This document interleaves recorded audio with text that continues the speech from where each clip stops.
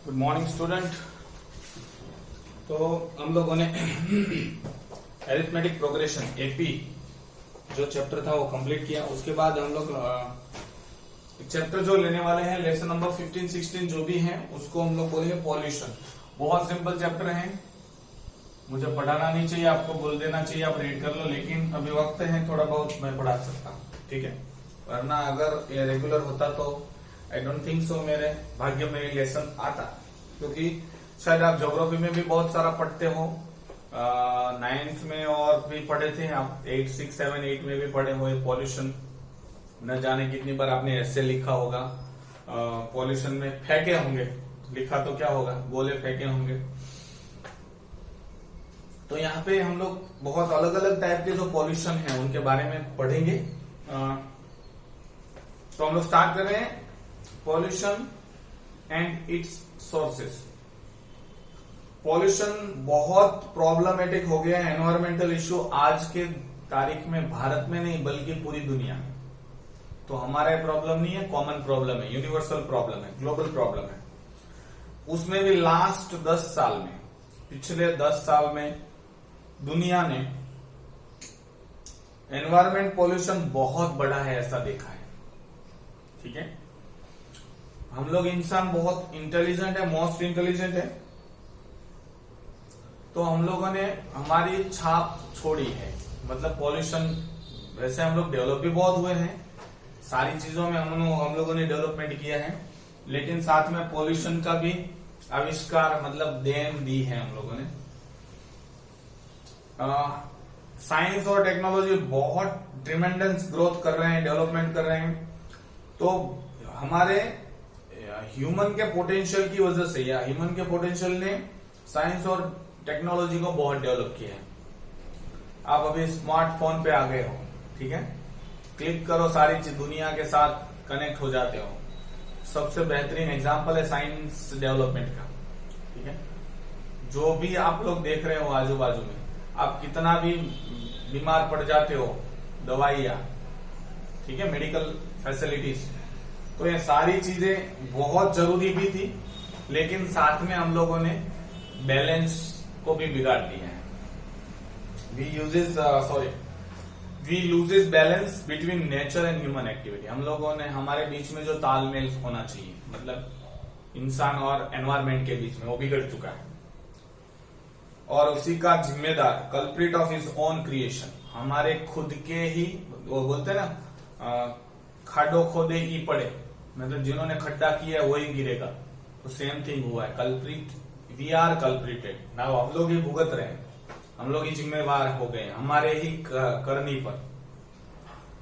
Pollution word जो है पॉल्यूरी करके, जो लैटिन वर्ड है पॉल्यूरी, उसमें से डिराइव किया है। पॉल्यूरी मतलब होता है धूल और डिफाइल, सॉरी पॉल्यूरी है ना,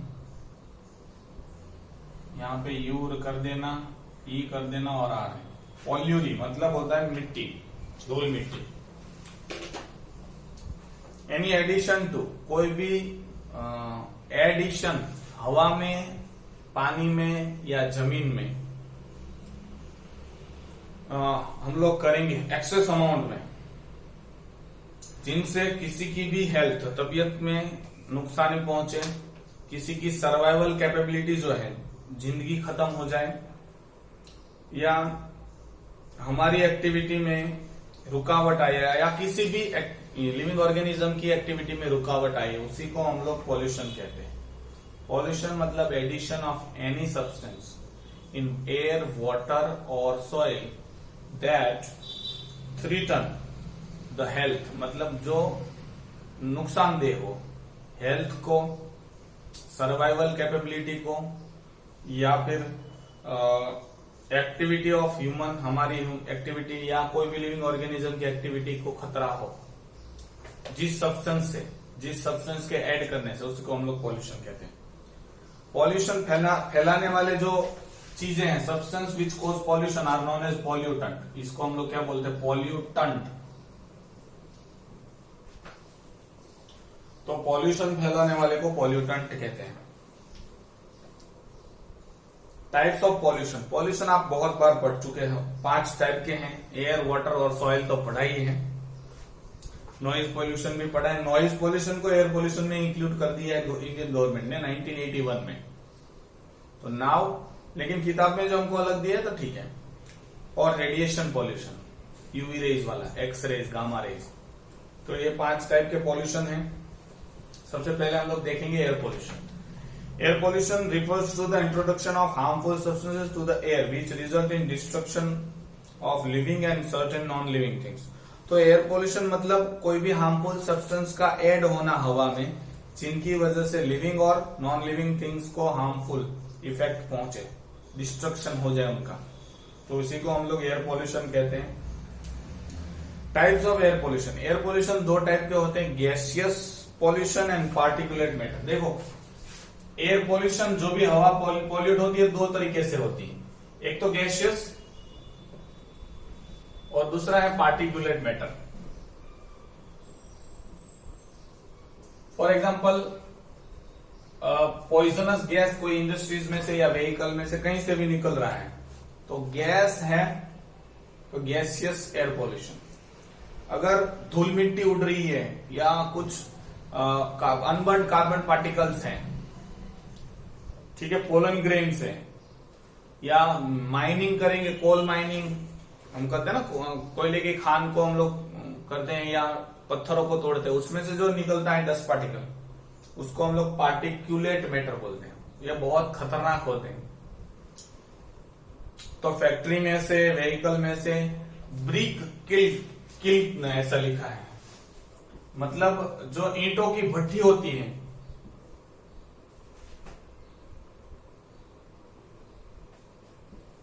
ये ईंट की भट्टी होती है, जो ईंट बनती है ना, ब्रिक, मकान बनाते हैं जिनसे हमारे हाउसेस बने हैं, उनको बनाने के लिए पहले उसको रेत में मिट्टी के साथ बना के उसको शेप दिया जाता है ब्रिक्स का, और उसके बाद उसको बहुत गर्म किया जाता है। तो उसको गर्म करने के लिए बहुत सारी चीजों को जलाया जाता है, तो उससे बहुत डेंजरस धुआं निकलता है। तो स्टार्टिंग ब्रिक को स्टार्टिंग बनाने से स्टार्ट करके खत्म, जब तक यूटिलाइज करें तब तक पॉल्यूशन ही पॉल्यूशन है, जो कि खुद धूल मिट्टी निकालेंगे, रेत उड़ेगी, हवा में जाएगी, डस्ट पार्टिकुलेट मैटर, उसके बाद वो बनेगी, कीचड़ बचा हुआ भी डालते हैं कचरे में, वहां पे पॉल्यूशन। फिर उसको सेकेंगे भट्टी में, तब भी problem, air pollution, gaseous, harmful gaseous pollution करता है। उसके बाद जब हम लोग उनको मतलब घर बनाते हैं तभी बहुत सारा सीमेंट मटेरियल वेस्ट निकलता है। सोर्सेस ऑफ एयर पोल्यूशन कहां से, तो नेचुरल सोर्स हो सकते हैं और मैन मेड सोर्सेस। कहां से एयर पोल्यूशन हो सकता है, तो नेचुरली देखो, वॉल्केनिक इरप्शन हुआ तो उसमें से बहुत सारा पॉइजनस गैस, धुआं, मिट्टी बहुत सारी उठेगी। फॉरेस्ट फायर लग गई, अपने आप जंगल में आग लग गई तो भी प्रॉब्लम, तो भी ये natural air pollution. Pollen dispersal, pollen grain pollination, pollination में पोलन ग्रेन उड़ते हैं तो पॉल्यूशन। नेचुरल रेडियो एक्टिविटी, बहुत सारे रेडियो एक्टिव सब्सटेंसेस प्रेजेंट है किसमें, अर्थ में, तो नेचुरली वो रेडियो एक्टिविटी शो करते हैं, तो उसमें से बहुत सारी चीजें उठती रहती है, राख फॉर्म होगी, रेडियो एक्टिविटी से कुछ डिकम्पोज होगा। मैन मेड तो बहुत सारा है एयर पोल्यूशन। सबसे पहला है वेहिकुलर, जो हम लोग व्हीकल चलाते, पेट्रोल डीजल, थोड़ा सा भी जाना हो तो बाइक लेके जाते हैं या एक्टिवा लेके जाते हैं, ठीक है, पैरों को कष्टी नहीं देते हैं। पावर प्लांट, जो हमारे घर में अब तो ठीक है, सोलर पैनल आ चुकी हैं, पहले अभी 1-2 साल पहले या 5 साल पहले क्या था, 70% of the electricity is produced by power plant. उसमें क्या होता है, देखो 2 ही तरीके से इलेक्ट्रिसिटी प्रोड्यूस होती है, एक तो जनरेटर से और एक सोलर पैनल से।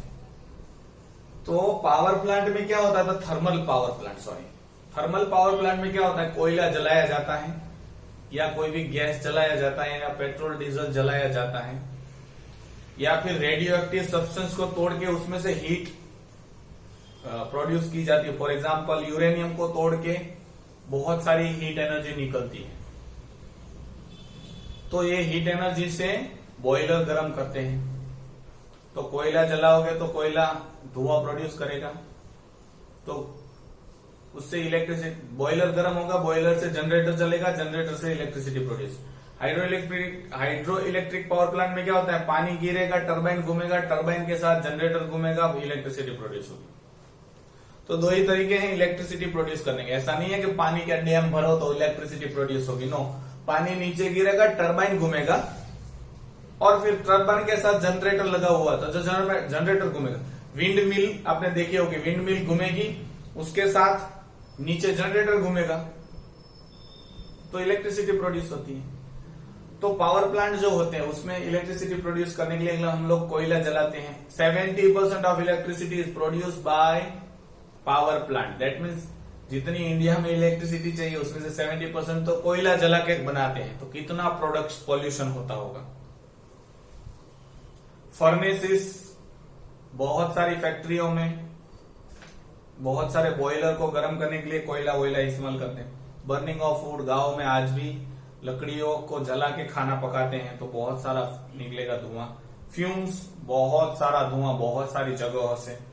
फायर प्लेसेस, बहुत सारी जगह पे हम लोग कुछ भी जलाते हैं तो उससे एयर पोल्यूशन होता है।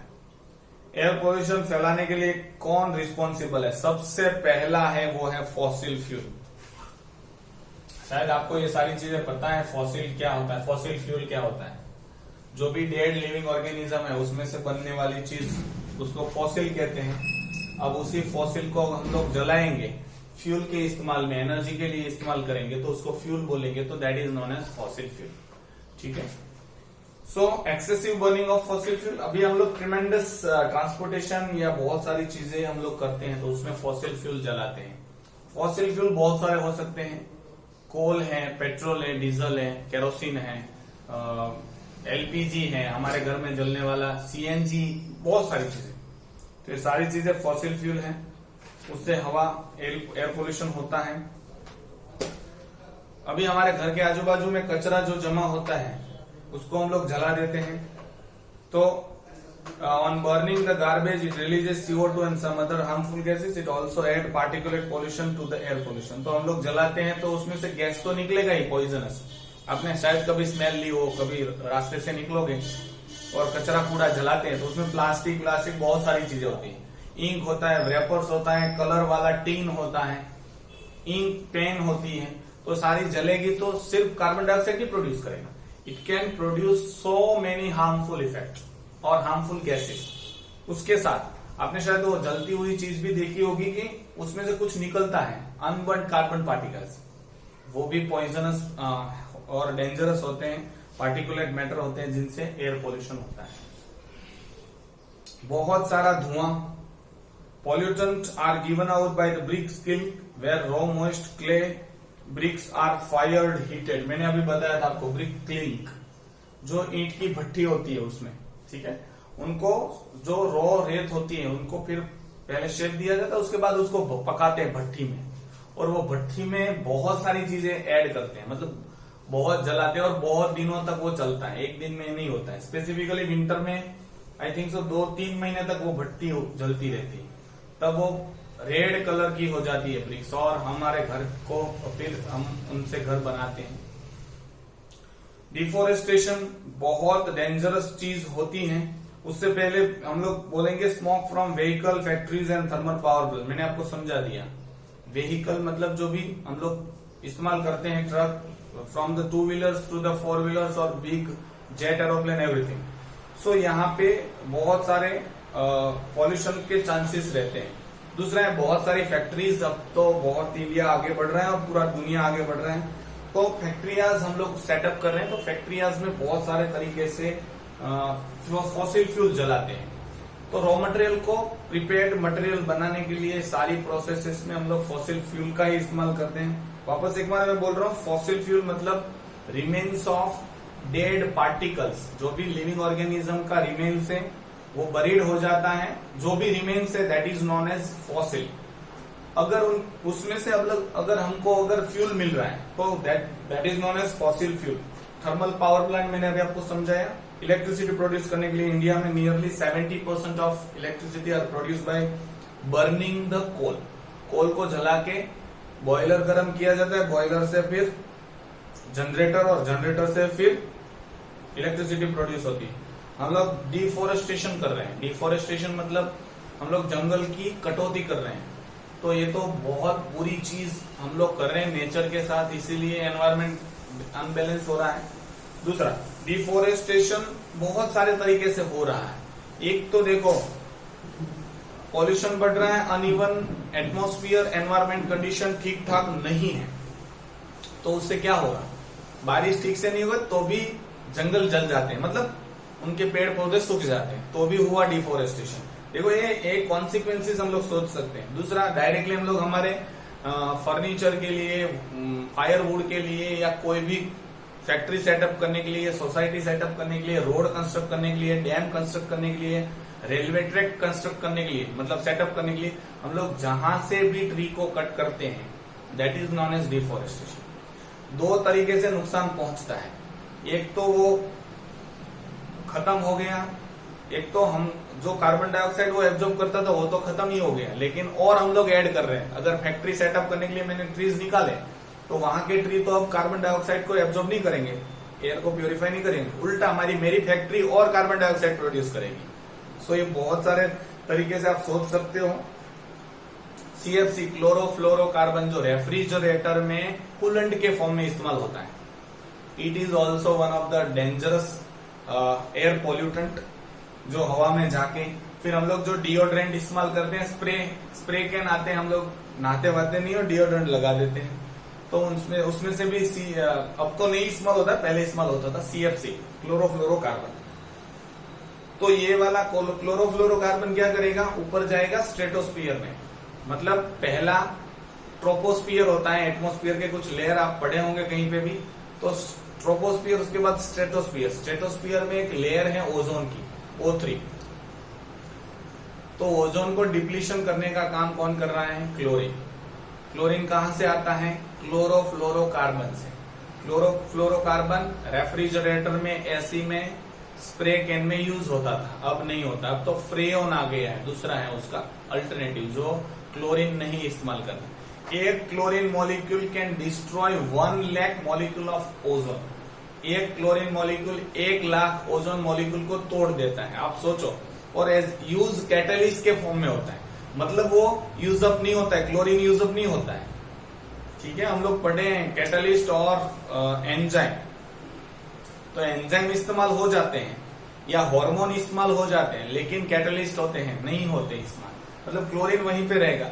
लेकिन कुछ सालों में अभी नई नई तस्वीरें आई हैं जिसमें ओजोन लेयर थोड़ा थोड़ा रिपेयर होना स्टार्ट हो गया है, तो थैंक्स टू साइंटिस्ट एंड सारे कंट्री का एफर्ट की वजह से होता है। दूसरा, एग्जॉस्ट, व्हीकल में से सिर्फ कार्बन डाइऑक्साइड नहीं निकलता है, उसमें से बहुत सारी चीजें निकलती है, sulphur dioxide, nitrogen dioxide, carbon monoxide, carbon nitrous oxide और carbon monoxide are the poison. ये बहुत पॉइजनस है, सबसे खतरनाक होता है वो है कार्बन मोनोऑक्साइड। ये जब आगे मैं पढ़ाऊंगा तब आपको एक किस्सा कहूंगा, उसके बाद आपको पता चल जाएगा। कार्बन मोनोऑक्साइड क्या करेगा, कार्बन मोनोऑक्साइड प्रोड्यूस कब होता है, जब इनकम्प्लीट कंबशन होगा, किसका, पेट्रोल और डीजल का। ये पॉइजनस है, ये ऑक्सीजन कैरिंग कैपेसिटी को खत्म कर देता है, कम कर देता है। मतलब आपने कार्बन मोनोऑक्साइड इनहेल किया तो वो क्या करेगा, परमानेंटली आरबीसी में हीमोग्लोबिन के साथ बाइंड हो जाता है। तो हीमोग्लोबिन का मेन फंक्शन आपको पता है, ऑक्सीजन को लेके जाना है, तो अब उसके साथ तो कार्बन मोनोऑक्साइड बाइंड हो गया, परमानेंटली बोल रहा हूं, तो वो ऑक्सीजन लेके नहीं जा सकता। अब क्या करे, क्या करना क्या चाहिए, इसीलिए सारी जो टेक्निक्स है ना, ब्रीदिंग, डीप ब्रीदिंग टेक्निक्स, ये इसीलिए इस्तेमाल होता है कि आप फोर्सफुली जब ब्रीथ करते हो तब कार्बन मोनोऑक्साइड जो हीमोग्लोबिन के साथ बाइंड था वो अलग हो जाएगा, ठीक है, बिखर जाएगा और ऑक्सीजन आ जाता है।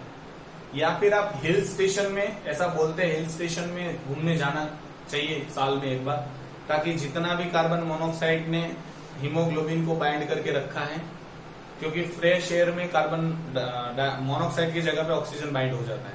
तो ये सारी चीजें होती हैं। आगे हम लोग पढ़ेंगे पावर प्लांट, जो बहुत सारी तरीके से धूल मिट्टी या राख, जिसको हम लोग ऐश बोलते हैं, जिससे एटमॉस्फेयर पॉल्यूट होता है।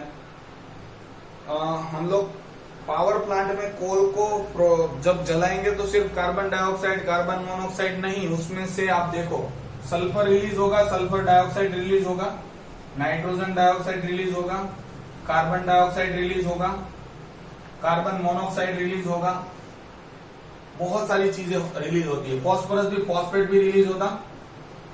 अब ये सारे गैस के फॉर्म में एटमॉस्फेयर में रिलीज होंगे, तो एटमॉस्फेयर में क्या प्रेजेंट है, वाटर वेपर या वाटर ड्रॉपलेट प्रेजेंट है। ये सारे वाटर के साथ कंबाइन होके सल्फर डाइऑक्साइड वाटर के साथ मिलके सल्फ्यूरिक एसिड या तो सल्फरस एसिड दोनों बनाते हैं, तो ये सल्फरस हुआ। कभी कभार सल्फर ट्राइऑक्साइड हो तो सल्फ्यूरिक एसिड प्रोड्यूस करता है। ये नाइट्रिक एसिड बनाएगा HNO3, ये क्या बनाएगा H2CO3 कार्बोनिक एसिड, ये भी कार्बोनिक एसिड बनाएगा, ये फॉस्फोरिक एसिड बनाएगा। तो देखो ये एसिड बन गए हैं। अब वो गैसियस के फॉर्म में होंगे तो एटमॉस्फेयर में होते हैं, अगर वो ड्रॉपलेट के साथ नीचे आ जाते हैं तो नीचे आएंगे तो एसिड जिसको हम लोग एसिड रेन बोलते हैं। ये सिर्फ लिविंग ऑर्गेनिज्म को तो हमको तो नुकसान पहुंचाते ही पहुंचाते, लेकिन जो भी माइक्रो ऑर्गेनिज्म है, क्योंकि एसिडिक एनवायरमेंट में माइक्रो ऑर्गेनिज्म नहीं सर्वाइव कर पाएंगे, मतलब पेड़ पौधों को नुकसान पहुंचाएंगे। ये जो मॉन्यूमेंट्स है, बिल्डिंग्स है जो हमारे पुरखों ने बनाई है, जिनसे भारत आज थोड़ा बहुत आगे है, तो पुरानी जो सभ्यता की जो निशानी है उनको भी ये खत्म कर देता है। ठीक है, इसीलिए शायद आपने मार्बल कैंसर का नाम सुना होगा। ताजमहल थोड़ा बहुत क्या हो गया था, येलो कलर का हो गया था। ठीक है, तो वो क्यों हुआ था, क्योंकि आगरा मथुरा रिफाइनरी है, सॉरी आगरा के आगे है मथुरा ऑयल रिफाइनरी, वहां से इतना पॉइजनस गैस, तो ये सारे गैसेस रिलीज होते थे। अब पानी के साथ मिलके नीचे गिरेंगे, ताजमहल पे गिरे थे तो ताजमहल का जो कलर है, ऐसे मार्बल है, मार्बल एसिड के साथ रिएक्शन करके कुछ और प्रोडक्ट फॉर्म कर देता है, जिसकी वजह से येलोइंग ऑफ ताजमहल हो गया था। अब तो वहां से गवर्नमेंट ने आजू बाजू से 10-15 किलोमीटर में जितनी भी फैक्ट्रियां थी, दे आर इवन अलग जगह पे सेटअप करवा दी गई है। दूसरा, आप 5 किलोमीटर दूर तक, मतलब ताजमहल से 5 किलोमीटर दूर तक आप व्हीकल लेके नहीं जा सकते। वहां से अगर आपको ताजमहल जाना है तो वहां पे इलेक्ट्रिक बाइक प्रेजेंट रहती है या रिक्शा विक्शा है, लेकिन वो भी इलेक्ट्रिसिटी से चलने वाली, क्योंकि अभी उसका क्या बोलते हैं उनको, वापस रिपेयरिंग हुआ है, और तो जो भी ऊपर की परत थी वो निकाली गई है और एकदम वापस व्हाइट बन गया है। नेक्स्ट, तो एसिड रेन के बारे में शायद आपको सब पता चल गया है। तो ये अगर वाटर एसिड रेन, ये एसिड सारे वाटर बॉडी के अंदर जाएंगे, वहां पे एक्वेटिक लाइफ में भी बहुत नुकसान पहुंचाएंगे। पेट्रोलियम रिफाइनरी भी बहुत डेंजरस है। अभी मैंने आपको बोला था मथुरा ऑयल